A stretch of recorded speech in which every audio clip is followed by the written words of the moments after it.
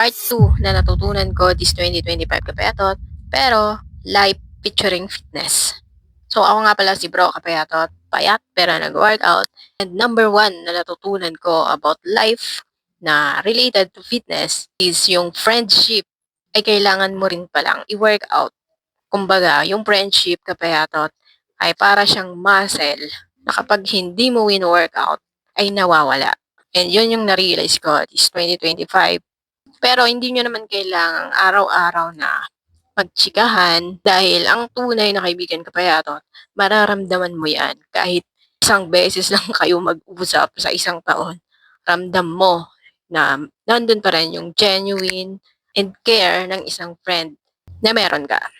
At pangalawa kong natutunan this 2025 Kapayatot na life featuring fitness is yung motivation ko Kapayatot. Minsan, galit yung pinakamalakas na motivation for me. Kasi pag may nagpaparamdam sa akin na mababang tao lang ako, parang tumatatak siya sa utak ko.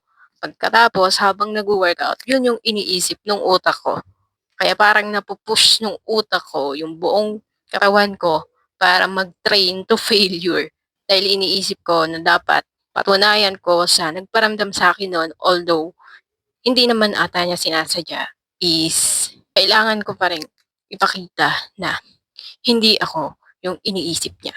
At pangatlo kong natutunan this year Kapayatot na life featuring fitness, na ang totoong learning mo Kapayatot sa fitness ay sa sarili mong experiences malalaman. Kumbaga, hindi mo siya makukuha sa mga nagtuturo, kagaya ko, mga sinasabi ko sa'yo, hindi mo sa akin makukuha kung ano man yung mga sinasabi ko, hindi mo matututunan yan kung hindi mo mismo na experience. Kailangan ikaw mismo yung dumaan doon at I'm sure Kapayatot, doon ka matututo Kapayatot.